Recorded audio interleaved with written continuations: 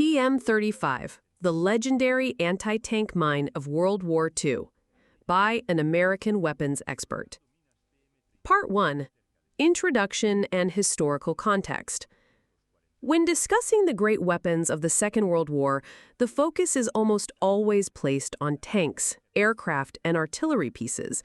Yet, beneath the surface of the battlefield, literally hidden in the soil of the Eastern Front, lay one of the most understated yet decisive weapons of the conflict, the Soviet TM-35 anti-tank mine.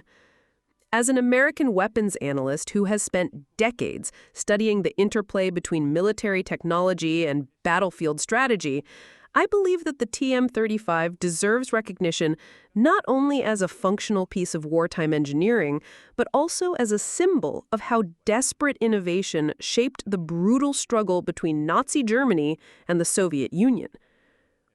The TM-35 was introduced in the late 1930s as the Soviet Union foresaw the increasing importance of armored warfare. By the outbreak of Operation Barbarossa in June 1941, it was already being deployed across defensive lines stretching from the Baltic to the Black Sea. What made the TM-35 historically significant was not simply its design, but its role as a force equalizer, a relatively cheap, easily manufactured weapon that allowed poorly equipped Soviet forces to inflict devastating damage on superior German armored formations. To truly appreciate the TM-35, one must understand the context of its development. During the interwar years, military theorists worldwide predicted that tanks would dominate future conflicts.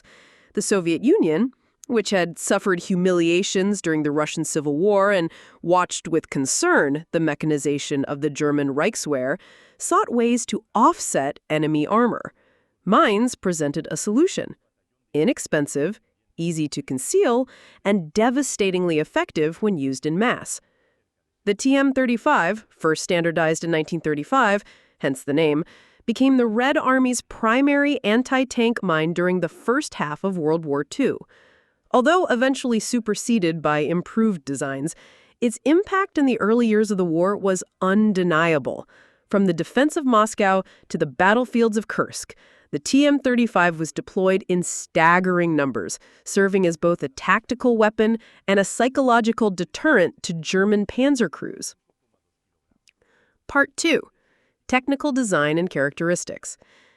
As an American weapons expert, when I analyze the TM-35, I view it not through the lens of modern standards, but in comparison to its contemporaries of the late 1930s and early 1940s. The mine's design was simultaneously crude and ingenious, embodying the Soviet philosophy of simple, rugged, effective. Number 1. Physical specifications. The TM-35 was a rectangular metal box, approximately 23 centimeters long, 22 centimeters wide, and 8 centimeters high. It weighed around 5 kilograms, with about 2.8 kilograms of TNT as its explosive charge. The casing was made of thin sheet metal, which provided minimal protection but made it cheap to produce and easy to conceal. Number 2. Mechanism of action. The mine's detonation relied on a pressure-activated fuse mechanism. When sufficient weight, usually the tracks or wheels of an armored vehicle, was applied to the pressure plate, the fuse would trigger a detonator, setting off the main TNT charge. The activation pressure typically required was 120 to 260 kilograms, calibrated to ensure that human footsteps would not set it off, but that tanks and heavy vehicles certainly would. The fuse, known as the MUV fuse, could also be modified with anti-handling devices, making it dangerous for enemy engineers to attempt removal. Number 3. Durability and reliability. The TM-35 had both strengths and weaknesses in its construction. Strengths: lightweight, portable, and relatively easy to mass produce. Soviet factories could churn them out in the tens of thousands. Weaknesses: the thin metal casing was prone to rust, especially in wet or frozen soil, leading to high failure rates. Mines could become inert or unstable depending on weather conditions. From a purely engineering standpoint, the TM-35 was far from perfect. Compared to later Soviet mines, such as the TM-41 or the wooden-cased TMD series, it was fragile and sometimes unreliable. Yet its simplicity was also its greatest strength. Soviet soldiers with minimal training could emplace them quickly, and mass deployment compensated for individual shortcomings. Part 3. Tactical deployment and battlefield use. The true story of the TM-35 is written not in factories, but in the fields of Russia and Ukraine. As an American historian, when I analyze Soviet tactical doctrine of the 1941 to 43 period, I see the TM-35 as a cornerstone of defensive depth strategy. Number 1. Defensive lines. The Red Army typically deployed TM-35 mines in belts, often 200 to 500 meters deep across likely avenues of enemy tank advance. These belts were not random scatterings. They were carefully planned obstacles, usually combined with barbed wire, anti-tank ditches, and artillery kill zones. At the Battle of Moscow, 1941 to 1942, TM-35s played a vital role in halting German panzer thrusts.